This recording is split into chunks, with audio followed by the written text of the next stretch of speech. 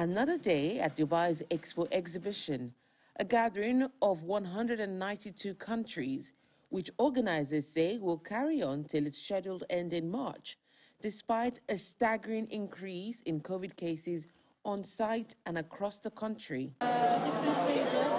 However, new protocols have been introduced as Omicron spreads. Vaccinated staff and volunteers at Expo will have to go through frequent testing following reports of an outbreak. We've helped them with the sanitization as quickly as possible before they could reopen. So that's something as well that we're trying to ensure that sanitization, which we're doing all the time anyway, but particularly when there is a COVID case, that we really take a very quick action on that. Visitors are also encouraged to keep masks on at all times, with social distancing adhered to as they enjoy the festivities on site.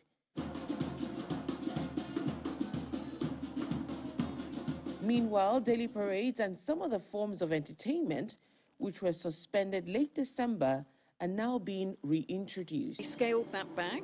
For a while we stopped it completely, and then we've introduced some of it in small groups in different areas. And that was really just to, as I say, a precautionary measure to stop that happening. With all of our events and entertainment team, they are tested every 24 hours. So we are ensuring, and people are working and rehearsing in their bubbles so that, you know, if something happens, we can quickly isolate any cases. In the past week, UAE has recorded no less than 2,500 new COVID-19 cases daily, up from less than 100 in early December. But this has not deterred Expo visitors. All the people has their masks on, which is very, feels safe. Yeah, it feels safe.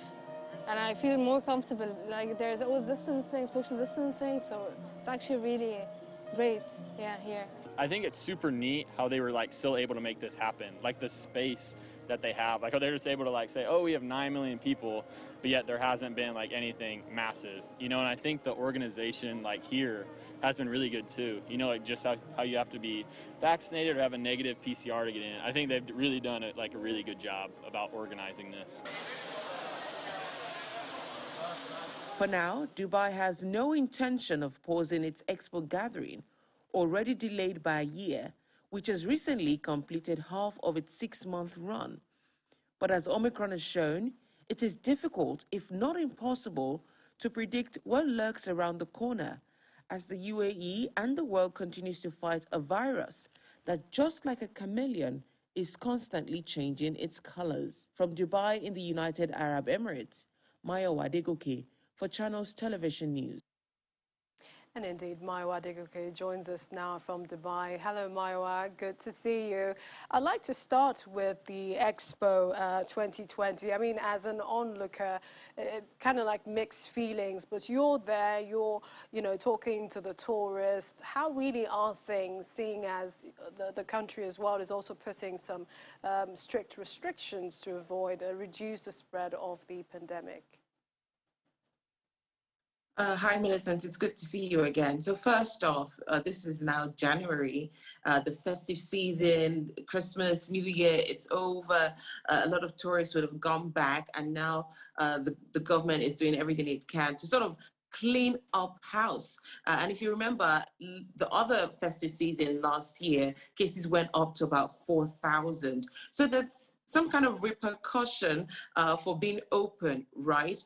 But as someone who is here, who's interacting with people, I must tell you that there's a lot of calm and people are being careful, really. But for the Expo itself, business goes on as usual. People are, happy to see the event proceed. People are taking precaution, wearing their masks, and there's enough room really for people to just go about their own business. So if you have people who are extra cautious, there's room for them. And if you have people who are a little bit more, say, adventurous, permit me to use that word, there's also room for them. So that's really the situation on ground. There's not that fear or panic that you would expect to see in certain situations. That's not the case.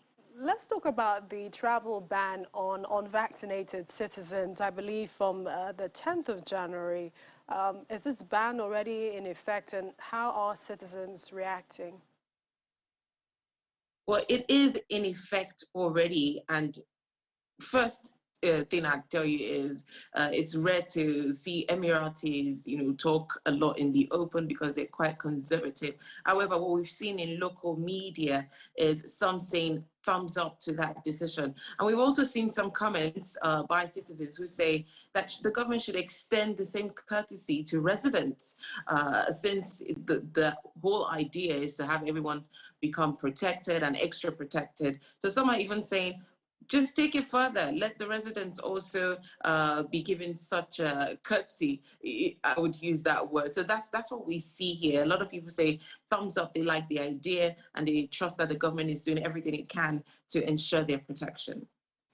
Remote learning, we both know in 2020 was quite something for a lot of families. And now you have the UAE extending this to some schools, and we also hear no in-person exams till the end of the month.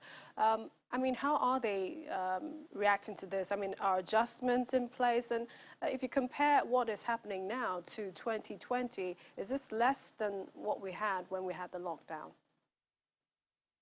Definitely, it's a lot less than what we had. Honestly, I mean, the vibe that we get here is the worst is over. So all of this is just taking extra precautions. Government has already been telling people and telling the masses over and over again that get vaccinated, get boosted, because studies show that with the booster, hospitalizations are less, and the symptoms are not as severe. So that's what we get here. So for the students, it's not new, right? They did this for many months, and so doing it again, and which is not long term. This is actually a short term plan. So it's less. So no one's panicking. It's become the new normal. All right, Maiwa Adegoke, our Dubai correspondent, always a pleasure having you join us. Thanks for having me.